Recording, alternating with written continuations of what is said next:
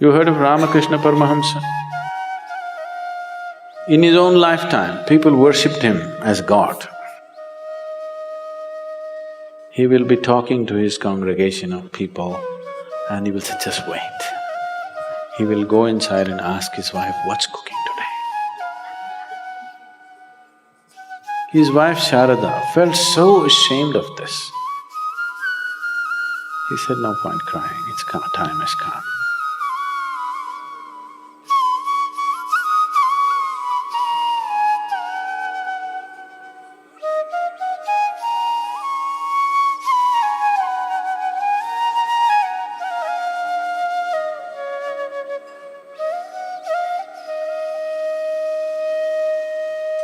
Because they don't want to be clients to bad designers.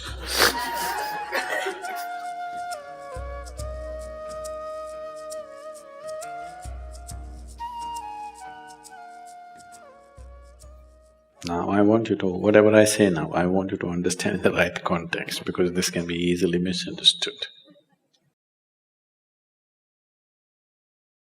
What is enlightenment?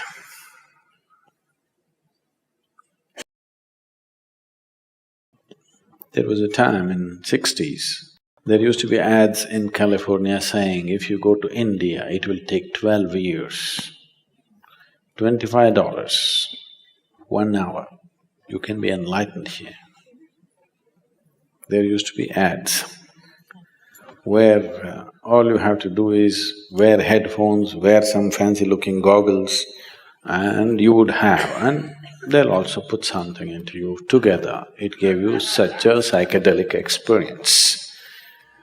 So, people advertise. So, what is enlightenment? You know, repeatedly we're going on saying asatoma sadgamaya, asatoma sadgamaya. What it means is, you're trying to invoke yourself, I want to move from untruth to truth.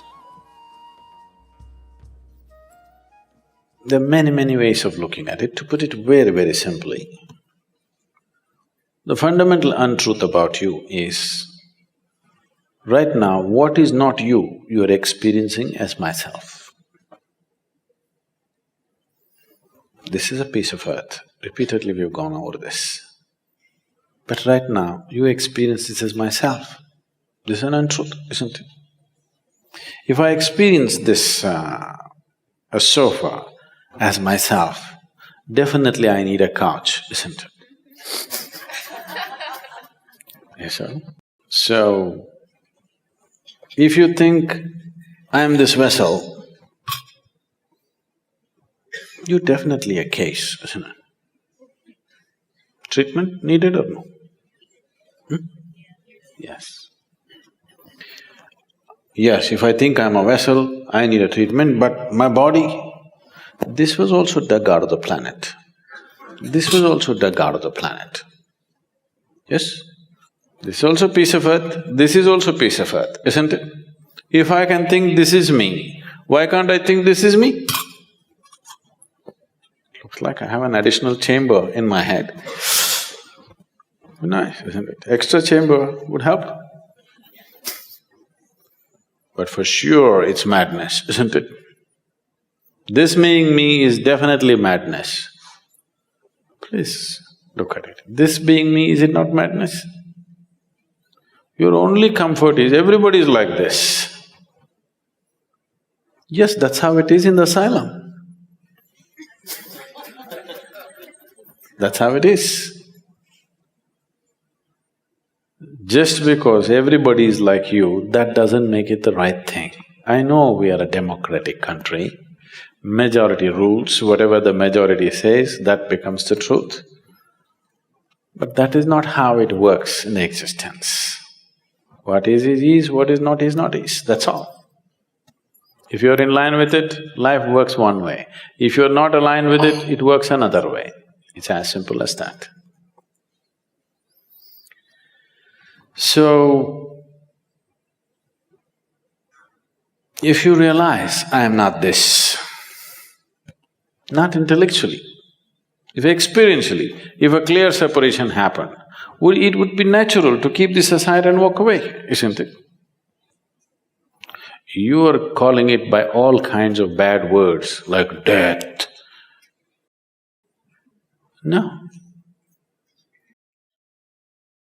I thought I am this vessel and continuously I carried it. One day I realized, oh my God, this is not me. It's natural for me to keep it down. And said, yeah, isn't it? Isn't it so? Yes. So that's all they did.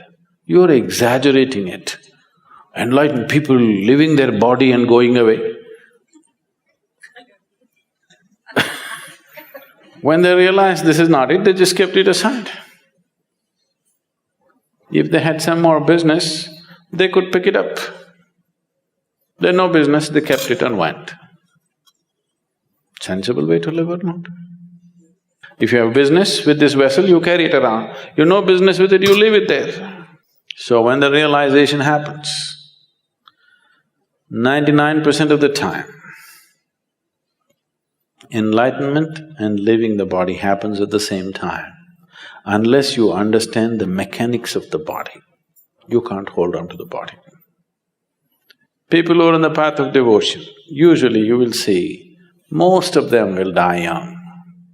It's not death. The moment they realized, they kept it aside and walked away. You will see, right through history, any number of yogis and realized beings always live in the range of between 28 to 36 years. That's where they live. Have you noticed this? India is replete with such people. That's the time they live. You heard of Ramakrishna Paramahamsa? You heard of Vivekananda? He was the first yogi who came to United States in 1893. He was the first yogi. His guru was Ramakrishna Paramahamsa. He's a devotee. He has a mother goddess and he's devoted and he's in a different way altogether. In his own lifetime, people worshipped him as God. He was not crucified, he was worshipped because his presence and this thing was so phenomenal. But he was mad about food. He will be talking to his congregation of people and he will say, just wait. He will go inside and ask his wife, what's cooking today? His wife Sharada felt so ashamed of this. She said, what is your problem? Even I'm not bothered about food, what is your problem? We see you as God, what is this madness about food? He said, that's okay, but what's cooking? One day she felt so ashamed of this and she told him, I'm ashamed of you. Why are you mad about food? So he said, in that part of the country, always food comes on a large… in India we don't eat on plates like this, we eat on a plate like this. It's called a thali. A plates with served food is called thali. He said, the day you bring the thali to me, the day you bring this food to me, if I show no interest in the food, you must know there are only 3 days left. He said this and 7 years passed after that. After 7 years, one day, he always had this habit of sitting on a swing and eating. So he would sit on the swing and eat. She brought the thali and he looked away. She burst out crying. Suddenly she realized, only 3 days left. He said, no point crying, it's come, time has come. 3 days later, he left. So he was using his desire for food consciously to kind of stay with the body. If he doesn't desire food, he will go. So every day telling himself, food, food, food, food, food, food, That's not his nature, but he's creating the desire just to keep it going all the time. He sits here in the satsang and if the experience becomes big, immediately he gets up and goes and says, what's cooking, what's today, I want to eat this, I want to eat that.